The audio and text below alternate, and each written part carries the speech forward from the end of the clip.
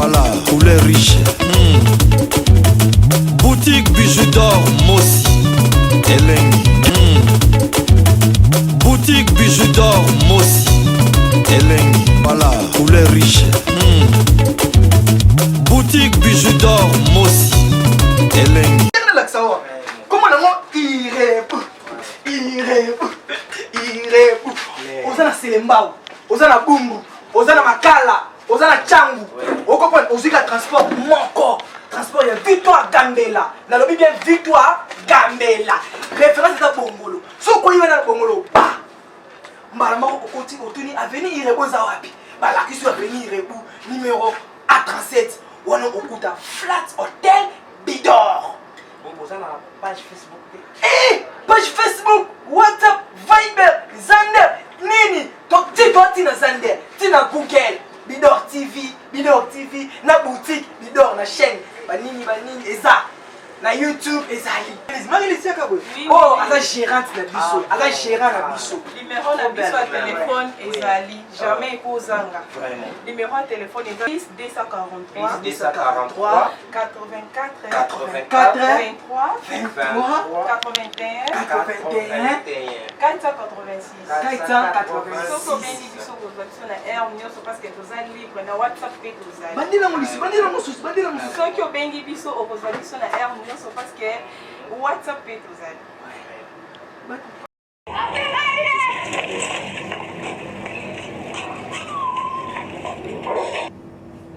Bonjour, bonsoir na balandi nyonso ya Bidor TV ngande kona bino ya mwasi na kombo ya Bijou d'or. Mama Bijou d'or lelo na memeli bino kaka sango ya mawa. Nasi bomoni profil na ngai. Notre star na kombo ya Nada. Oya sepelisaka Mama Bijou, oya sepelisaka bandeko nyonso to bozotala ngai. Notre Nada santé na ye eza malamu te. Notre Nada donc abimi babiloko moko na elongi o bomoni o Mama Bijou ayebi mutuna makolote soki ebimi kaka normal ou bien babwakeli tellement la message kopesa bino bandeko na ngai babone na ngai conseil mokili ndenge tozo tambola boye vraiment komi ekoma penza trop matata mutu mususu akoyina yo osala ye eloko te.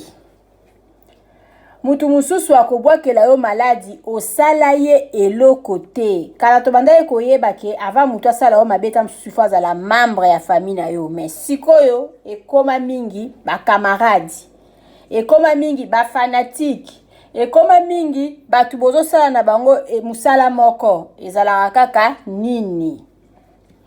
Nzamba tia mutu na étoile na ye. Étoile ya Mama Bijou jamais koki kokoma ya Mama wana ozotala ngai. Étoile ya mama oyo ozotala ngai jamais koki kokoma ya ngai. Nzamba kabola mutu na escalier na ye. Mutu azali pe na époque na ye bandeko. Époque ya Nadia, notre PD na kombo ya Nada, notre star. Baza ebele o basala pe musala bien lokola ye. En tout cas, Nzambe a pambola bango. Donc, pona kolobake, et si ka maladi ya notre star na kombo ya Nada e uti, Mama Bijou ayebite ponga na zanzambite. Mais, kotala e penza, komona ndenge na landi bandeko mususu ba sololi, ezo kendeka mingi babwakeli maladi. Pona nini? Lelo kokozala ya ye, lobe koki kozala pe ya yo. Mutu ayebi ndenge ni azo gérer makambu na ye na Nzambe na ye. Nzamba yebi moma nini oya koki kopambola yo ndeko oyo zotala Mama Bijou. Pourquoi ezala aka aboye? Pona nini moto ya mabe penze ezanga ekoma kozanga lango sens. Kala ezalaki so mutu osala o mabe se kozana problème na ye, osali ye mabe ya zongiseli o mabe. Mais mingi ekoma lisusu bongo te kaka motema mabe. Tozaka ko bazeka na motema mabe. Orobebisila muninga na yo réputation kaka pona motema mabe.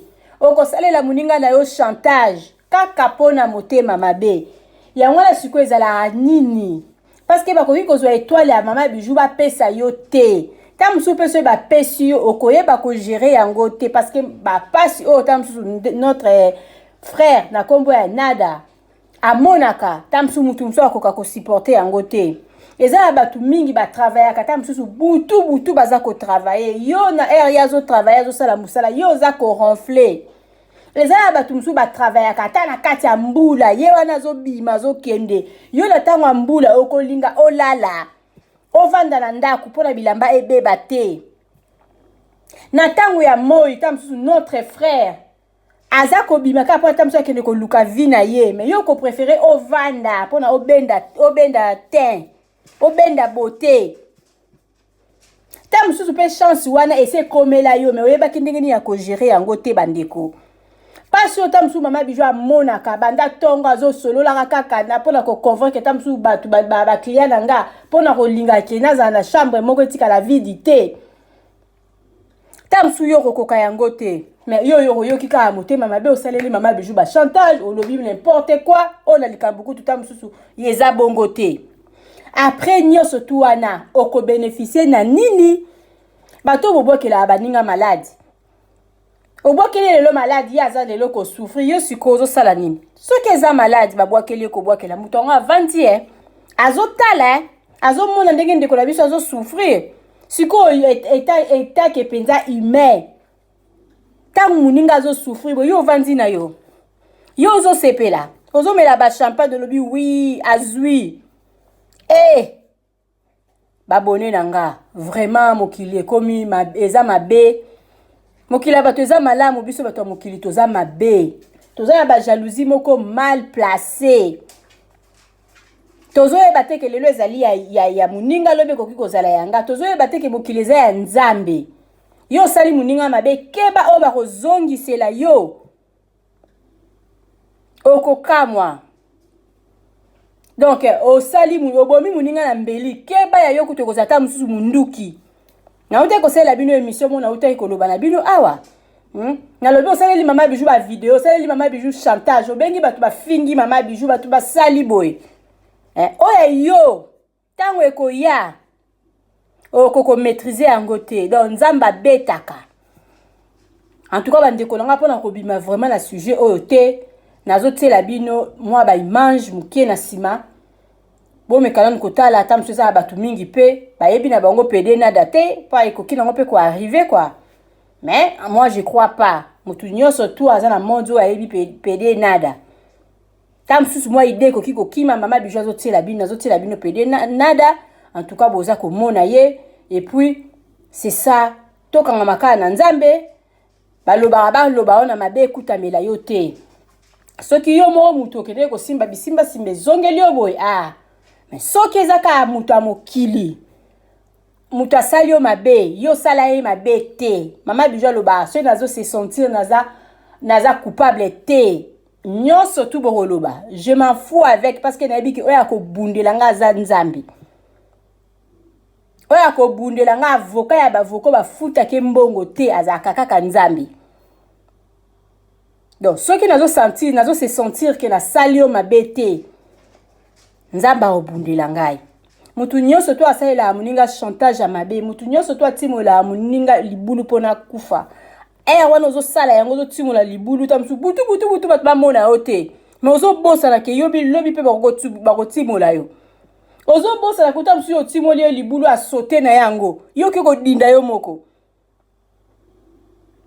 bandeko nanga tosala mabe te tolinga akopesa témoignage pe ya mabe te neti boye mama bijou nayebi nanga vie ya nada te nayebi nanga ba entourage na ye te tamsu mpona zwa ba nouvelle oyo eza sûr naye kopesa ka conseil parce que babonde nanga balinga mama bijou aloba en tout cas to banga nzambe tozala na ba prière moko ezalaka efficace mpona kosambela mpona banguna na biso parce que toyeba susu munguna te donc kala okoki koyeba munguna na yo yebi mutu alingaka nga te mais sikoyo na bamonde oyo ekoma ya bainternet oyo oza ta mosusu populaire ta mosusu ndenge opesaka émission boye mutu moko abwaya yo donc soki amoni motema kaka mabe sikoyo mutu abongo akende kosala yo mabe ayebi yo te mais tellement kaka alingako te ekoma nango donc il faut kosambelaka ke nzambe abundelaka biso na mipepe nyonso tu oyo ekoki koya oyo nga nayebi te nzambe yo oyebi yango ata kutu nanu kutu mutu yango azwi nanu pense wana te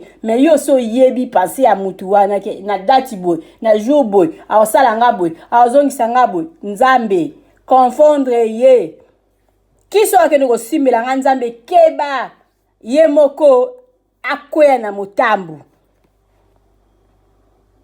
bayini na nga nzambe nga nayebi bango te me yo oyebi bango mutu nyonso to alinga nga te nzambe yo oyebi ye mutu alinga kende kobokela nga maladi nzambe ezongela ye na kombo na Yesu.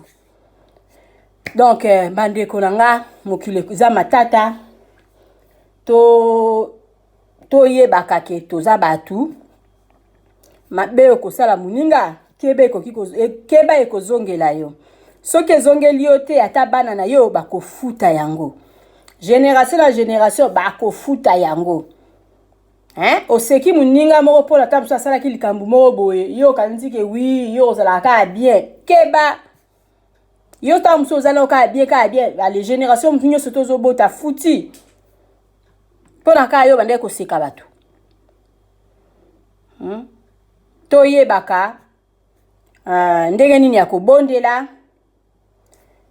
pourquoi pas toyeba pe ndenge nini tozotambola ndenge pe kaka balobaka ke baloba wana mabe ekutamela yo te ta mosusu mpe moto asali yo mabe bato bamoni na bango kaka ke wi ozwi ta mosusu maladi ta mosusu soki ozalaki na mabe lisusu ya makasi elingaki ezala plus pure mais eleki kaka bongo likolo parceke nzambe aépargne yo mpo atali ke wi mwana yango aza na problème na yo te mais pourquoi osala ndeko na yo boye parce que na nyonso twana tozalaka na biso kaka bandeko tozalaka bandeko touta kaka famille moko biso nyonso ozala muluba ozala mukongo ozala mungala biso tu toya bandeko bozwi ya moninga epesa yo palpitation te koto moninga mosu azopambwama koto yo chaleur olongoli bilamba chaleur pourquoi azopambwama yo nzambe na ye bozwi ya moninga sepela nango loba lelo eza ya ye lobi ekoki kozala yanga bozwi ya moninga loba oui ndenge notre star asalaka kitoko pourquoi panga mpe na mekana asala lokola ye bapululu babima na bango me mutu ya mutu siko aza na étoile na ye mutu mosusu akokozala nada mutu mosusu abimi aza na ye nakoko benga so mutu ya théâtre nani abimi na ye aza soki komona pesa bakombo kutu ekimbakanga obimi na bastyle ya banada mutu mosusu abimi na ye olia kende banzela ya baesobe non abimi na ye banzela mosusu ta mosusu ya ba donc notre frère oyo asili akokufa na Dadi Kitambala azalaki autorité na bathéâtre abandeki kosepelisa bato vraiment mama Bijou nalingaki kaka napesa bino mwa conseil ke mokili eza nango malamu biso bato mokili nde toza mabe motema ya moto eza mabe makasi moto aza ndoki donc sozo osala makambo mona se okanisa bato bayeba kote nzamba monaka yo ozotambola na obo nzoko kozalaka na ona maseke et puis la plupart ya bato yango mingi balingaka makambo ya nzambe baobombana na nsima bato ya nzambe parce que ngala lobanga so moto tosali no likambo na privé une fois kaka obimisinga kaka na niveau kaka ta mosu ya bainternet soki kutu na loba donc baloba mpenza keko omona lifelo mpo na ye na ondima parce que eza deja obomi mutu kala to bande kosukala babe mwingi bande kosala mesalami nango me ta mosu ekomi na niveau ya internet te pa ezalaka te mais ezala bato lokola bakoma mitema mabe ya bon place mpe yana okende konuire ndeko na nga eza kaka internet nzoka aza kose trompe bandeko na nga mama Bijou alobi botala video ya notre frère na kombo ya Nada totika ye na mabondeli tosambela pona ye nzambe asunga ye ba traitement azozwa salisa ye esimba bato pe bazana ba coordonner na ye pourquoi pas moi Western Union moi nini kosunga ndeko ekosala ye malamu mingi donc tosalisa bato tango bazana na bomoi parce que soki lelo azate esala bien te omona onda lingaka ye nazongisaka bwe mais sikoyo azala bomoi tolakisa bolingo na biso ata na ba prière ya pamba pona ko soutenir notre frère notre star na kombo ya Nada azwa penza ba bonne guérison na kombo na Yesu Maman Bijou atieli bino moi image muke à notre frère na kombo ya Nada. Maman Bijou le bito accompagner na ba prière. Merci. Son ta moni fait rigola to fali pour pas te hériter watanabe ba comprendre que mis ko ba misie bandimi nzembo nanga. Ndepe ba nima ya bango. Alo kute nzamba limso on tema mate. Tu la pas attentif linda boyebi te. C'est ça ta famille na nozo bo émission nanga. Moi peut tati Magui na bino tati Brigitte. C'est très triste parce que on va bien raconter tout le monde en Canada à la public.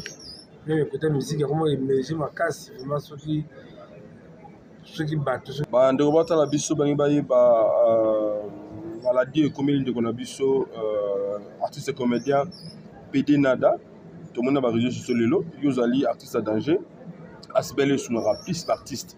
Alors est-ce que vous êtes à combien de PD Nada? Est-ce que d'abord au moins une photo en haut?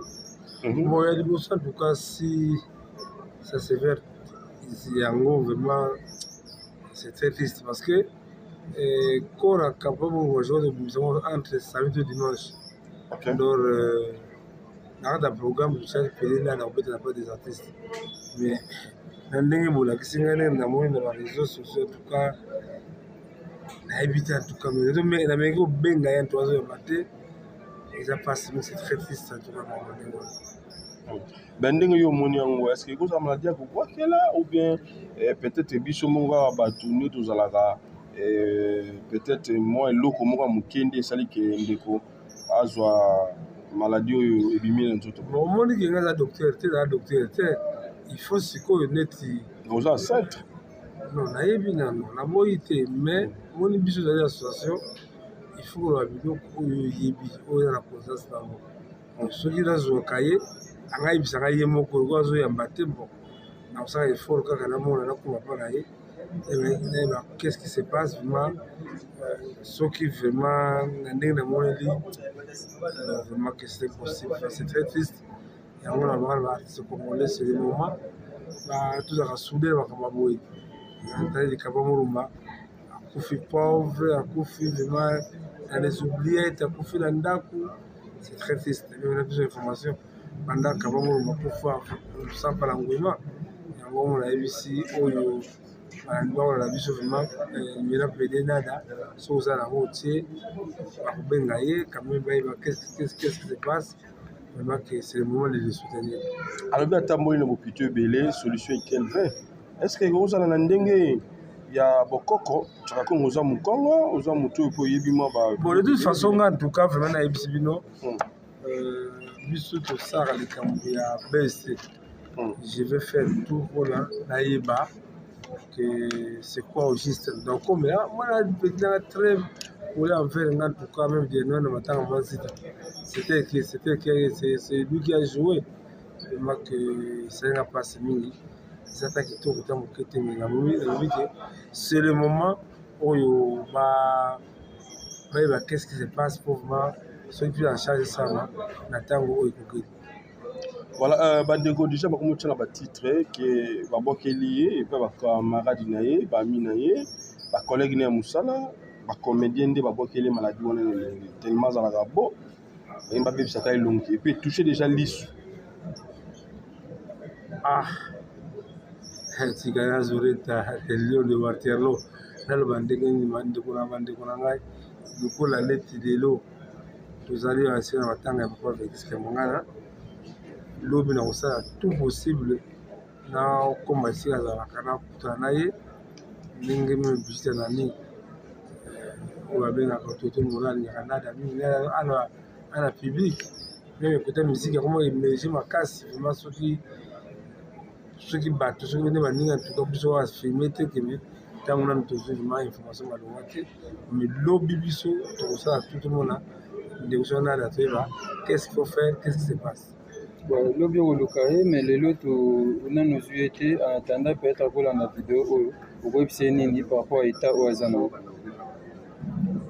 En tout cas vraiment merci téléphone yo mokni nebi so to be bare na so mais azoyamba te ntango mosusu alali ntango mosusu azwi déjà mwa bakisi ezolalisa ye en tout cas tozokende mbango te eza nzoto ya motu on doit penser au sérieux. Tu es fortifié. Non, on a la moulanga et trop. C'est le petit respect envers moi.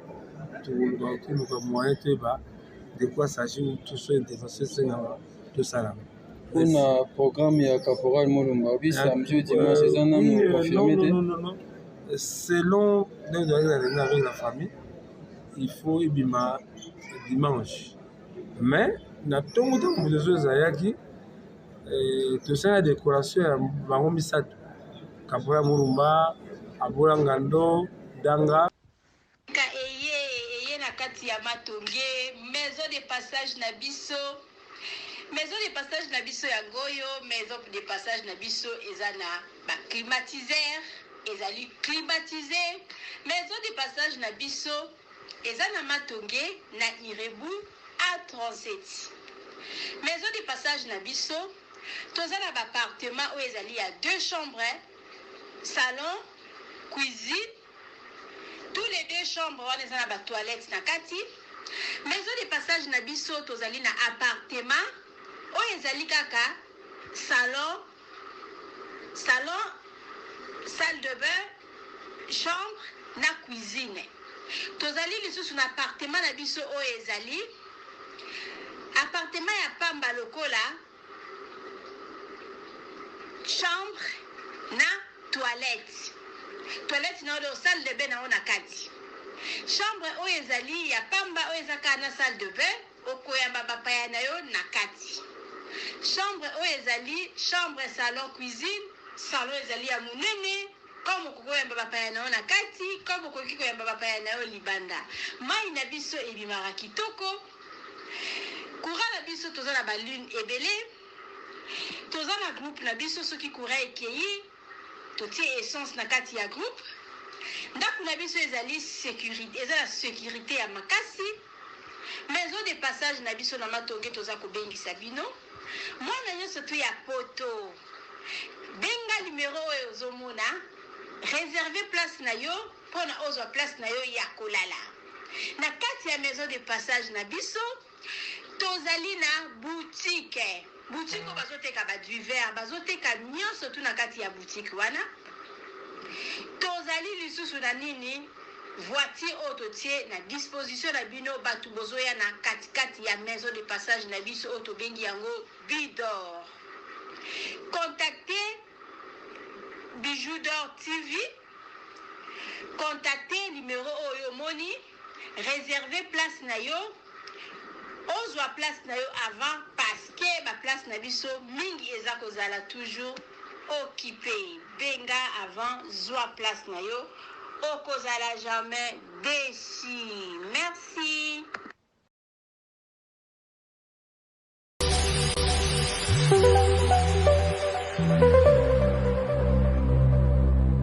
Eye na kati ya Matonge. Obisoni ozona bilore boutique. Tokota na biso tolata voya simba mboga tala ezali na ndenge na yo mwani balobi